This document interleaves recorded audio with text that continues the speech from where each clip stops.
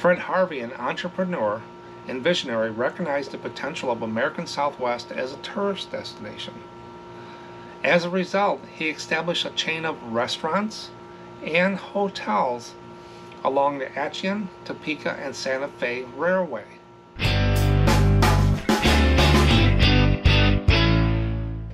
Now, the first thing for this video, I wanted to say we did it, and thanks to everyone.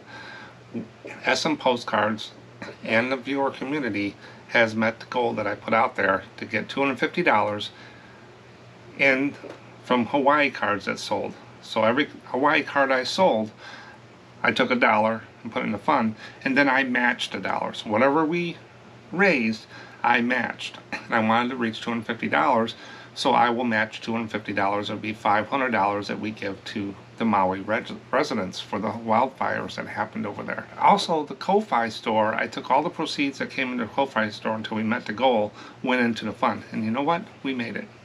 We got $250 in there. I matched, SMPostcards matched $250, and I was able to send $500 to the Hawaii Community Foundation. Here's the little thank you I got from them. Aloha Mark. Aloha E, I think it's mahalo for your gift of $500 to the Maui Strong Fund.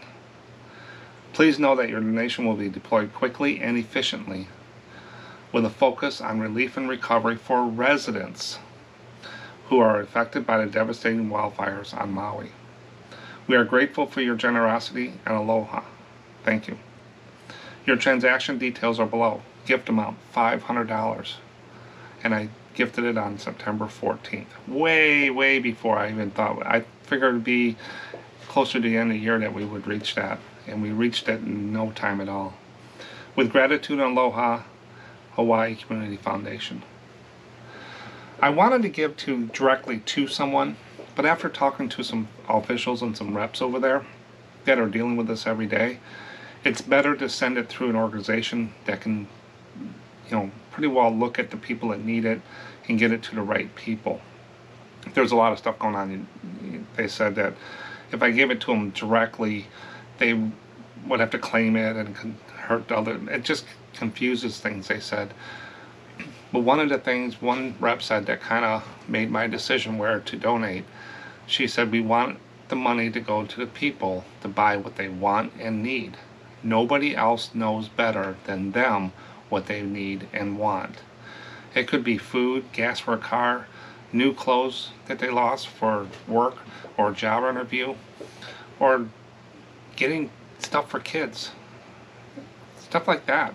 It's just amazing what $500 do. We're not the big millions and billions of dollars. We're just a small community here that sells postcards, and we were able to give $500 to help people. It makes me feel very appreciative of everyone that helped out with this. Thanks again. Today, I'm going to do the normal. I'm going to go through what solds. I had 11 cards sold. One of them was an arcade card of a movie star. I don't know, or some radio host. I'll show you what that one is. And I got it's called a courtesy parking ticket postcard. I guess when you parked in the wrong place in a town, they didn't ticket you the first time. They give you this postcard to do something. We'll look at that and what sold. And the special topic is the Grand Canyon postcards. Everybody knows where that is. It's Arizona out there. It's a big hole in the ground. We actually rode the donkeys down there and spent 2 nights at the bottom at the place. And so we're going to talk about Grand Canyon postcards. And one name always pops up if you've been doing postcards. Fred Harvey. I got a little bit of information about Fred Harvey and what that means to postcards and what he did. Then I put a poll out. This came from a viewer. He said this would be a good question for a poll, so I slid it in there for this week. Do you respond to people telling you how to package a postcard after they purchased it? So after they buy it, they tell you to do this, this, and this. Do you respond to that? So I'm going to go over that, and then of course I got the viewer comments at the end where I talk about other people leave comments and then I respond on there. But let me go ahead and get into what's sold. Now this was the first one. It's rounded cornered chrome card, and it says Beauty Bay is what it is. And then it says courtesy parking ticket. Although you have violated our parking regulations as a visitor to Coeur d'Alene, you are excused. We welcome you to our city. Please enjoy your visit. For further convenience, we have a free parking lot, and it tells all about that. Mail it to a friend who will appreciate it. If this is a card supplied through the commerce, you can mail it around. But if you get a ticket at a town, they give you a postcard. And it was a courtesy parking ticket. I sold that for $4.65. Next one I sold, Shakespeare, Shakespeare play. Just a unposted chrome card, $4.65. All these cards basically are $4 to $5 today. This was aircraft carrier, U.S. Navy. Right there, just an aircraft carrier, unposted linen. Then this gentleman bought 2 boats. This is the Scamp, not a boat, this is a submarine. So this is the Scamp, this is one of the prints from the club. And then this one is just plain matte, and this one's underway in the water, and this has got semi-gloss on the front and matte on the back. And this is the USS Scamp. I don't know the history of that boat or what it did, but both those cards sold for $9.30. Corn Plaza, or Corn Palace. Everybody who do postcards probably has this card or sold at Corn Palace. The funny thing is, it's been posted, and it was posted in 1969. I was talking to a friend of mine that resells, and he said, "Oh, I sold the Corn Palace." And I go, "Who did you sell that to?" So I looked up my buyer's ID, and he looked at his, the same person. So somebody was out on the internet shopping for the Corn Palace, and he bought one from me and one from him. $4 to $5. Very common card. Fountain of Youth, Wheeling Park, Wheeling, West Virginia, linen card. Always check West Virginia's. Some West Virginia's can be really good. $4 to $5. This is a motel, Lee's Motel, and it's in Westminster, Maryland. There's your motel there. I've been really going after motels lately. I've just been finding them pretty cheap and stuff and putting them up. This is the USS Codfish, another submarine. So it's submarine day with the prints. This is a matted one, $4 to $5. This one's the John Paul Jones House, erected 1772, Portsmouth, New Hampshire. I've seen this card many times before. Linen, unposted, $4 to $5. And now this is the arcade card. They're called CVC, sometimes different things. Exhibit cards or arcade cards. This is Cordially to You, Bud Calorie. I sold this, $8.55. I really don't know who he is, but I was able to read his signature. They say some of these cards were put in vending machines back then, and this is how they got them. But there's nothing on the back, so I call them exhibit cards or arcade cards. And I never really got into the semantics of what they're called, but this is probably one of, I got put about 2 dozen of them, and I've sold a good amount of them for $8.55 or so. But a lot of these will sit. If you get the older movie stars that are long gone, people don't know who they are. Like my son would not know a lot of the people that I knew growing up in the 70s and 80s, and I don't know a lot of his. They kind of go out of style, but do have some people out there that are super fans or whatever that will see that and buy it. But I sold a total of 11 cards, not my 14. I always want to do 14 as my goal, for $57.68. A lot of $4 to $5. Average sale price, $5.24. Still up from last year. I was a little bit lower than that. Then I sold $34.80 in the Ko-Fi store. I sold a bunch of packages of sleeves, some dividers and stuff like that. So 2 different packages will be going out from the Ko-Fi store. So that gives me a grand total of $92.48. And I didn't add the shipping in from Ko-Fi. That's all separate. So $92.48 in sales for today. Not too bad. Ko-Fi picked up some of it there in the postcards.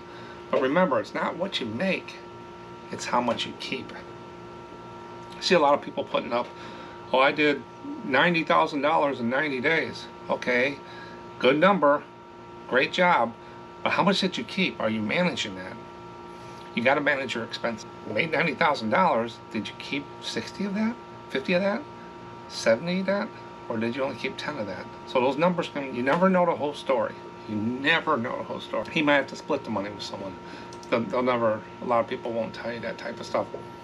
So always be kind of skeptical sometimes when you see numbers out there. If if you don't have the trust there and you're not for sure the whole story. I tend to look at number of cards more than dollars. And because I know if I sell more cards, I'm going to make more dollars. It's just common sense. And they're easier to track. That's what's sold. Now let's get into the Grand Canyon, the big hole in the ground. It's out there in Arizona. It's a great place to visit. Don't go there when it's hot. We were there right before, I think it was getting hot, or right after, I can't remember. But we had to wear a jacket in some places, but as we moved around, we layered off and stuff. But we rode the donkeys down, mules, or whatever they're called, down the switchbacks and stuff. They said the mules, when we stopped, the mules backed up to the wall. Their butts were toward the wall and they were pointed to the end, and that's how they were trained, and that's what it is. And they said they will do everything that they can to save themselves if they were going to fall over. So you're the last thing they're going to think about. But they're very sure-footed animals, and up and down the trails and stuff, they knew where they were going. And that's how they got a lot of that stuff down there into the Bright Angel Lodge and stuff at the bottom, the air conditioning. They just, nowadays I think they got some helicopters and stuff, but most of it was brought down by mules. Now there's a couple bridges you go across, and they have planks on the ground, so the mules walk across, they don't see that there's nothing there. One time they had a mule die on the bridge, and they had to get it off of there. But it was pretty safe. I felt very comfortable going down there. It was a long ride. And then coming up, you do more of this because they're kind of hopping up the switchback. But I'm going to go ahead and talk about Grand Canyon here, and then I'm going to show you some postcards I found for sale for the Grand Canyon. And then we're going to talk a little bit about Fred Harvey and tell you a little bit more about him and his enterprise. Here we go. The Grand Canyon has a really long and fascinating history. It all started millions of years ago when the Colorado River began to carve its way through the rocks. It took a really long time, like around 6 million years, for the river to make the big canyon we see today. People have been living in and around the Grand Canyon for a really long time. Native American tribes like the ancestral Puebloans and Kohania made their homes there and used the canyon's resources. Then in the 16th century, Spanish explorers came to the area, and in the 1800s, adventurers like John Wesley Powell explored the canyon and its famous Colorado River. Finally, in 1919, the Grand Canyon became a national park. To protect its beauty and make sure people could enjoy it for many years to come. As more and more people learned about the Grand Canyon, it became a popular place to visit, so they started building things like roads and places for tourists to stay. They made a village called the Grand Canyon Village on the South Rim where people can go see the amazing views. People from all over the world visited the Grand Canyon because it was so special. In 1979, it became a UNESCO World Heritage Site. That's UNESCO, UNESCO World Heritage Site, which means it's recognized as a really important place for everyone to appreciate and protect. Now, the Grand Canyon National Park is huge, covering over 1.2 million acres, and it's a place where nature and people come together, an incredible sight to see, and reminds us of the amazing power of nature. The United States Postal Service has left an indelible mark at the bottom of the Grand Canyon.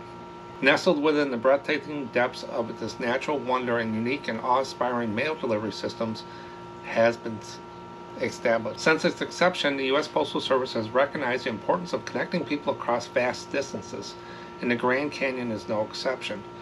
In this remarkable endeavor, mule trains play a pivotal role in transporting mail to the isolated Indian villages. Located deep within the canyon, with a treacherous descent down the rugged trails, these trusty mules navigate the steep terrain, carefully carrying sacks of letters and packages to their residents or recipients. The sight of those sturdy animals loaded with hopes, dreams, and words of countless individuals trudging through the arid landscapes evokes a sense of wonder and admiration. This extraordinary mail delivery service, ingrained in the heart of the Grand Canyon, it reminds us of the power and the communications and incredible lengths to which dedicated individuals will go to connect people in even the most remote corners of the world. Now here's some postmarks that I found from the Grand Canyon, the Phantom Ranch, mailed by mule. I actually have a postcard that we mailed back.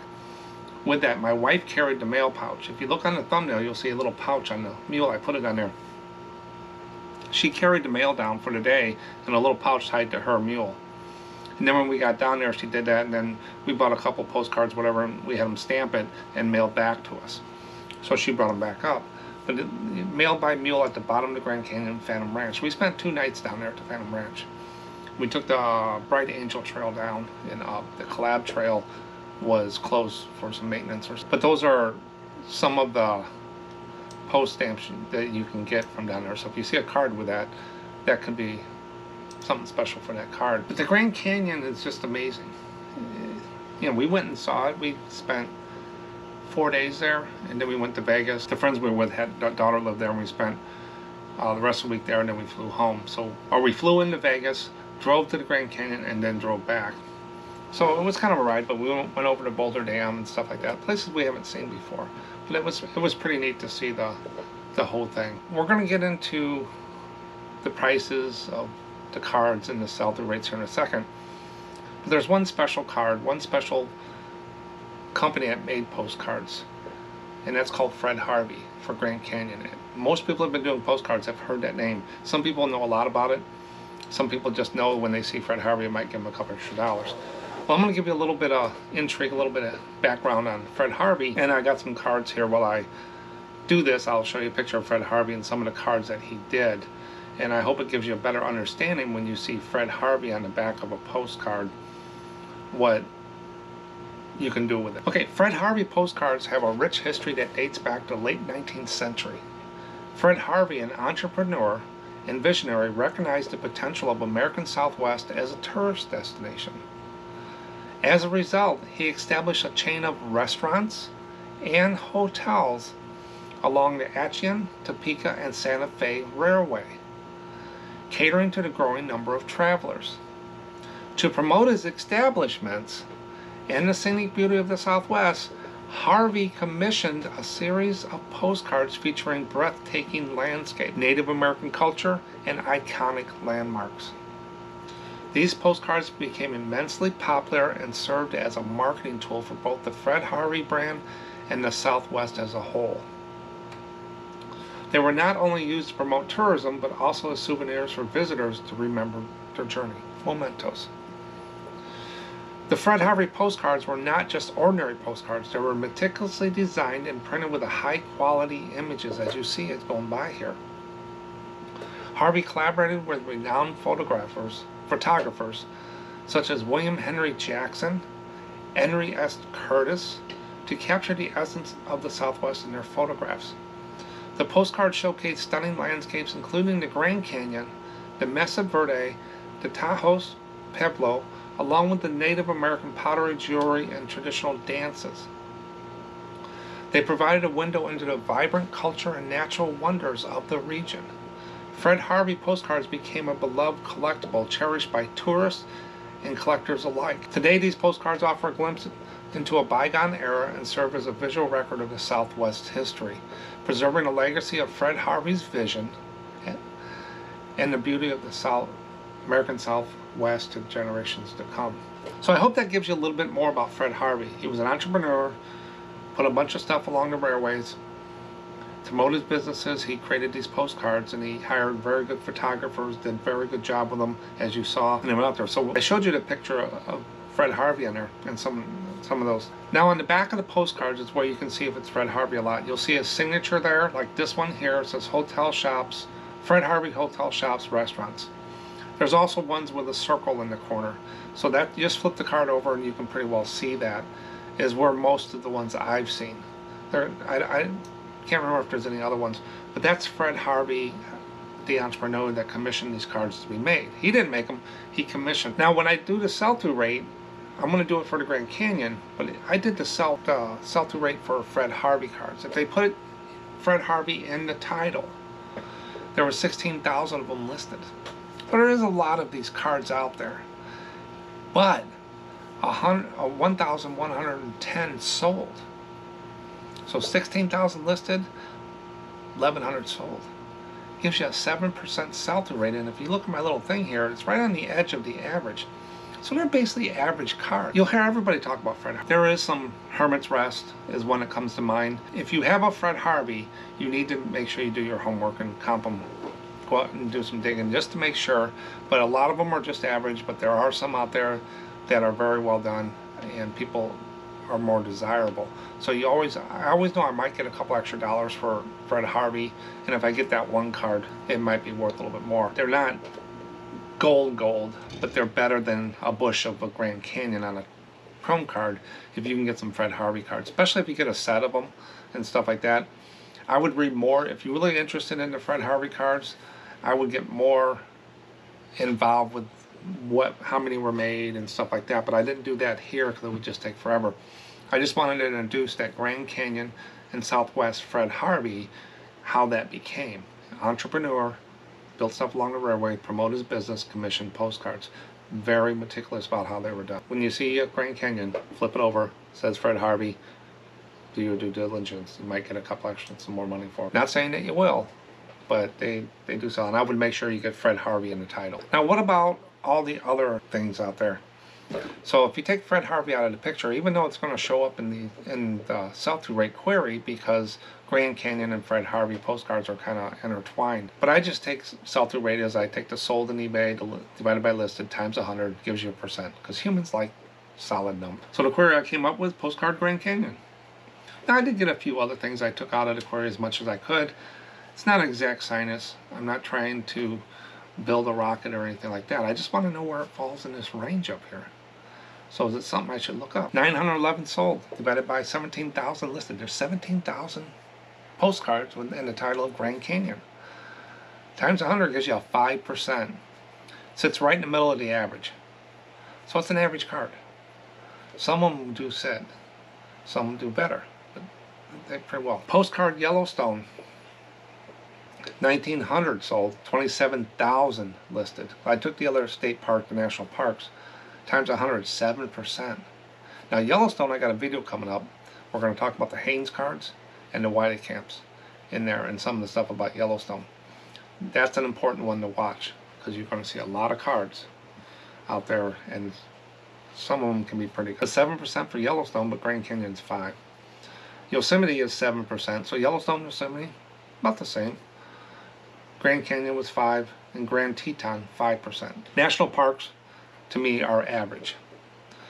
The Tetons, they do sell if you got a nice view of them and stuff like that. Yellowstone depends on the view and the publisher and stuff like that. But they all sell, but they don't go as fast as you want. Same with the Grand Canyon. There might be some Hermit's Rest, like keeps popping in my head. That was a good one. Anything with the mules, the bighorn sheep, stuff like that. If it's interesting to you, do the due diligence. And if it's Fred Harvey, especially check those out. Now it comes to mind about Disney, and I'll make sure I get a picture here. It's called, you're going to see it when you say Grand Canyon, it pops in my mind. I lost on one of these cards. I had listed it wrong. I was just flying through during the lockdown, my granddaughter was here and I was watching her, and I was just listing in between, checking her, make sure she was online for school. And I didn't even notice it. I just thought it was a Disney card. I put it up for like $8, and it's an $80 card. So what you want to look for is these. Disney Diorama Grand Canyon. And the one with the porcupine is the best one. If you see Grand Canyon, this is the Disney one. Never ever pass those up. Some of those are very good. And I don't see them that often. But this guy ripped me through the coals. You got any more of those? You know you sold that for a lot less? And I said, yeah, my fault. When you rush, you make mistakes, and I made a mistake that day. But Disney Diorama, Grand Canyon Diorama is what these are. Look for those. I think in my Disney video I talk about these too. Check those out. So let's sell-through rate for Grand Canyon. They're just average cards. If I get a box of Grand Canyon, sometimes I think they're like Niagara Falls or Cypress Gardens, but I'm not going to pay top dollar for a batch of Grand Canyon cards or Yellowstone, unless there's something special in there I know. I'd probably pay half of what I would regular postcard, not even that. On some of them, there's just a lot of them. But there is some higher priced ones out there, but they're not as high as we've seen in some other ones. Now here's part of a trail. It's these switchbacks, and this is called corkscrew from the circa 1940s on the BA trail, Grand Canyon, Arizona, real photo, $30. Probably got 25, 27 for it. Not bad, but they're not the big ones like we've seen in some other videos. Here's a cow. It's a Williams, Arizona Grand Canyon Rod Steakhouse postcard menu. It's a menu on a postcard. That's why I grabbed it. $25. You'd think that would go for more. Those types of things are pretty cool. And then you got the Arizona Grand Canyon Court and Station, US Highway 66. Looks like a real photo. I can't really tell. It doesn't say it in the title. $22. Got 5 bids for it. So the special ones are about $20, $22 around there, I would say. So you got a good $20 bill if you have a special one real photo and stuff like that. It could be something around that area. So not the real high ones. Now, but the average cards that we see every day, the sold highs, we got here's that Hermit Rest. And it doesn't say it's a Fred Harvey, but I didn't check. $17. So Hermit's Rest is one. Jacob's Ladder, I think, is this next one. And this is the Hopi House on the next one, $12. So the Hopis and the Hermit's Rest is popping into my mind. And then here's one of the Mule, and that's $12. So basically your higher end is $12, $15 on these types of cards there. And none of them said they were Fred Harvey, but you got the Mule, the Hopis, and then you got Hermit's Rest. On the low side, you got the Grand Canyon, 99 cents. You got Tower there, the Watchtower, $1.75, $1.93. Don't put those in your equations. Those people are not making money there. You don't want to get involved with that. And I've talked about it before. They're going to be average cards, $4 to $6 most of the time is what I sell them at. Hermit's Rest, it's going to be higher. You know, Hopis and the Mules and the Disney dioramas, stuff like that. And Fred Harvey's, oh, extra couple bucks on most of them. If I see a Fred Harvey, I'll put it at $1 at least. 2 of them just for the Fred Harvey, and if it's one of the Hermit's Rest or something like that, then it goes up a little bit more. But I would check on there, and you get pretty good at the Fred Harveys after you get going. And then I went through and I said, I need to let these people know exactly what I found on Fred Harvey's. So I found a book here. It says The Grand Canyon of Arizona, Al Tovar Studio, Fred Harvey, published early 1900s. Looks like a leather-bound book or something. $125. I've seen a couple of things like this out there. So $125 for a photo album or a book published by Fred Harvey. Here's a circa 1910 Fred Harvey Grand Canyon Morning After Storm postcard. $30. Vintage Fred Harvey Southwest Grand Canyon postcard fold out. This is one of those fold out ones. Unused, rare, hard to find. $20. So that's what I mean. You got to look at the Fred Harveys. What I would do is I would just go one for 10, 15 minutes, put a search in there, postcard Fred Harvey Grand Canyon, or Fred Harvey. Click sold, click high to low, and just look at everything that's sold. And just do that every so often to refresh your mind on which ones to look for. And that's how I got these. So you're looking at $125 down to $20 for some of these cards. Fred Harvey. That's why we look at those on there. But to sum up the Grand Canyon, average card, check Fred Harvey, all those things. Not bad cards. Nice to look at. They don't sell fast. Most of them. Who knew? Now this poll came from a viewer that I'm going to get into here. He said, this would be a good question for a poll. So I moved stuff around and I slid it in a couple weeks after he put it in there. It was, do you respond to people telling you how to package a postcard after they have purchased it? No, I don't. I don't look at that stuff. I see something that doesn't catch my eye, I just move on. I don't care if they tell me to put cardboard in there and do all this other stuff.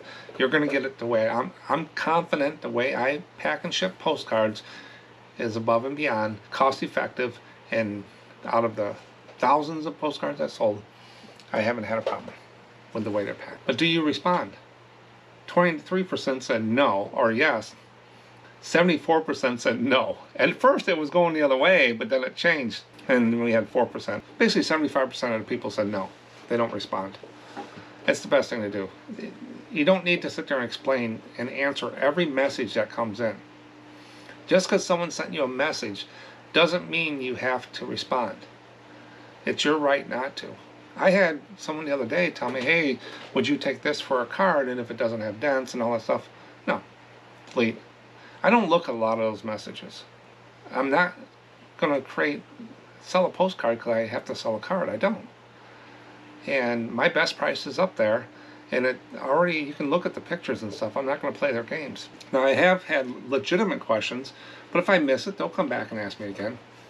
I usually look for things that say my postcard says delivered not here, I didn't receive it, stuff like that. But they need to open a case. So I see it over there. So if I don't respond, they're going to open a case. Call even, and they're going to say open a case. But no, I don't get into that. But I went through my last 90 days just to see if I had any. I talked about this on a video once before. And here's the ones I found. And they show under if you go into your paid and waiting to ship thing, or paid and shipped, you'll find these in the buyer notes. It's where I see most of these. So buyer's note. Hi, I didn't put the buyer in here. This is so-and-so who is purchasing the Mountain Beacon at Night postcard from you on eBay. I have made payment using PayPal. Maybe you didn't. I don't manage payments. I don't know what they can do. So this just tells me when they say PayPal, how ancient are these messages? Are these automatic or what? Please pack the postcard very well to prevent bending and folding. Thank you very much. Why even send that? I know you bought the card. I know you paid for it. And yes, I pack them right. I don't have a problem. But some people feel entitled, and they're just trying to be friendly, but actually I don't. Look at that. Next one is buyer's note. Hi, kindly mail lovable original vintage movie tops card 39. This was a Mars Attack card I bought.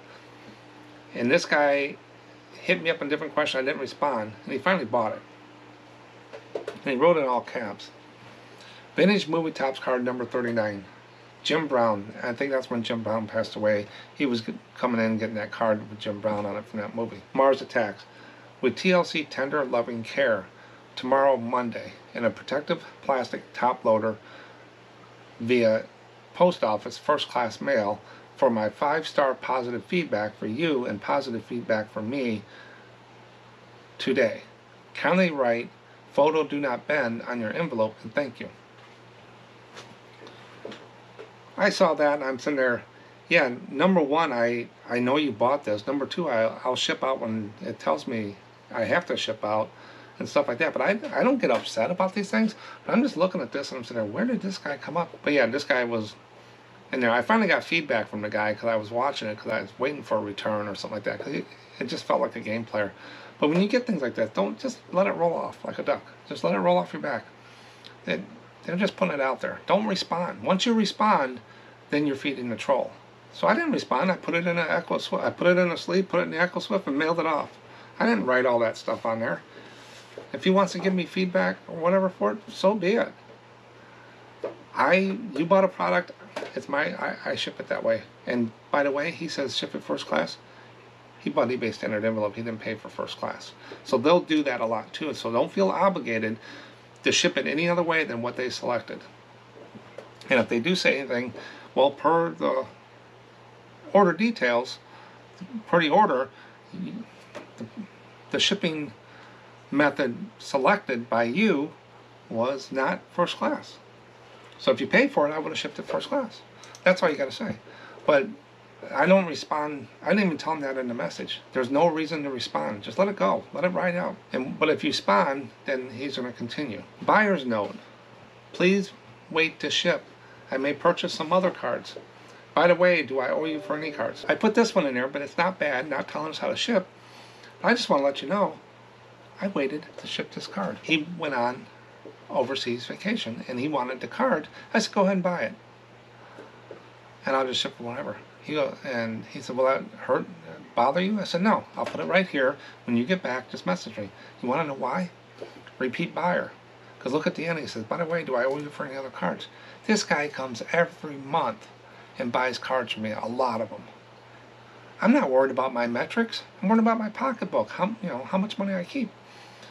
So this buyer and me have a relationship. Not my friend, but we talk between messages. When he does something like this, I put it right here on my desk, It was sitting in the envelope. I didn't seal it because I know he came back and he bought like 10 more cards. He buys a lot for me, so I take care of him. Yeah, I got a ding for not shipping that one, but heck, what, I sold another 400 that month? I'm not worried about a metric when I'm putting dollars in my pocket. So I'm not worried about people waiting to pay. I'm not worried about people asking me to do this. I don't get upset with them and tell them about all my eBay metrics and stuff. They don't care about that. They just don't want their postcard to get lost. So you can sit there and explain all that stuff, and it's going to go over their head because they're not sellers. So I just responded to them, you know, no problem. Let me know when you're back. I got it right here on my desk. He said, great. And I told him, I said, no, we're all caught up. Because sometimes he'll buy cards and he forgets that, did he pay for them? Yeah, I won't ship them until they're paid for. I tried to explain it to him one time, but he got lost. So he says that all the time. Do I owe you for anything? I should send him a bill for, you know, $1,000 and see what he does. But that's what I mean about taking care of some customers. I got Alan over in the UK. Buys a lot of ship cards. No problem. He likes the way I ship. It's cheap, and he buys a lot of the photographs and stuff like that. Australia, there's a guy over there that buys a lot of cards. He might go in, and some might be sitting there waiting to pay for 10 days while he's looking through my store. I don't have a problem with that. I don't have immediate pay turned on. I have a volume discount, so the more they buy, they get a discount. Sometimes I got 10 or 12 waiting to pay in there. Right now, I just looked at it before the video. I got 5 waiting for payment. The longest one was 3 days. Most people will pay. Okay, so that's the poll. Make sure you subscribe, and that way you get notified. I'm pretty sure you do, I think. And they come out every Saturday and participate. If you could just click on vote on one of the things and don't put a comment. I don't know who voted what, but if you leave a comment, it does put your name in there, and people can see it. So, but don't be afraid to comment. And if you don't want me to put it in the video, just tell me. You can also send me an email to contact@SMPostcards.com with any questions and stuff, and if I feel like it's something I want to share, I'll ask you, or just say don't post. But the emails I usually don't put up unless I ask, or I take the name out and stuff. Now we get into viewer comments. This is the favorite part of the videos for me because it just comes from you guys. Your questions, your comments, and stuff like that, so I get a good perspective of what's going on.